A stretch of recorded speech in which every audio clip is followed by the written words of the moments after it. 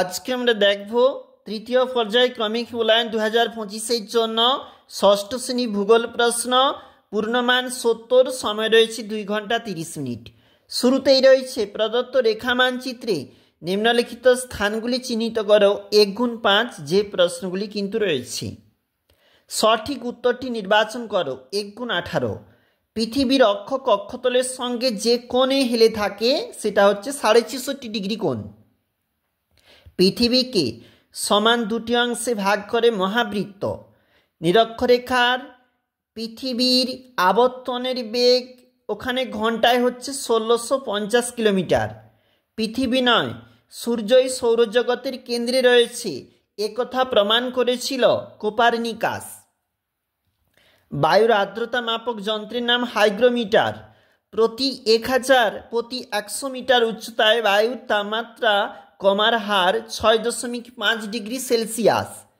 নিচের বায়ুস্তরের তাপ তার ঠিক ওপরের লাগোয়া বায়ুস্তরকে গরম করে, এই প্রক্রিয়ার নাম পরিবহন। তারপর দেখো, বায়ুমণ্ডলের ওজোন স্তরকে ক্ষয় করে সিএফসি।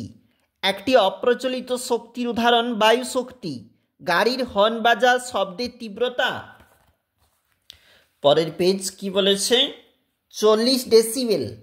ভারতে অবস্থিত হিমালয় পর্বতের সর্বোচ্চ শৃঙ্গ কাঞ্চনজঙ্ঘা। যে নদীর তীরে গুয়াহাটি শহর অবস্থিত ব্রহ্মপুত্র, এই নদীটি খাম্বা উপসাগরে পড়েছে। কোনটি? নর্মদা। কেরল উপকূলের অপর নাম মালাবার। ভারতের যে রাজ্যে প্রধান ফসল গম, উত্তরপ্রদেশ। যে ফসলের চাষ কালো মাটিতে ভালো হয়, তুলো। ভারতের বৃহত্তম আদি জনগোষ্ঠী গোন্ড। ভূমিরূপ, নদ নদী, স্বাভাবিক উদ্ভিদ ইত্যাদি যে মানচিত্রে দেখানো হয় তাকে বলে প্রাকৃতিক মানচিত্র। লাতিন শব্দ ম্যাপার অর্থ কাপড়। এরপরে এগুলা 1x3 রয়েছে, নির্দেশ মতো শুদ্ধ অশুদ্ধ তোমাকে লিখতে হবে। রয়েছে শূন্যস্থান পূরণ 1x3। চলে যাব পরবর্তী যে পেজ রয়েছে, এগুলা শূন্যস্থান পূরণ রয়েছে। এখানে রয়েছে কিন্তু এসএকিউ টাইপ প্রশ্ন, রয়েছে একটা ম্যাচ, রয়েছে 2 নম্বরের প্রশ্ন এবং রয়েছে 3x4 প্রশ্নের মান রয়েছে এখানে।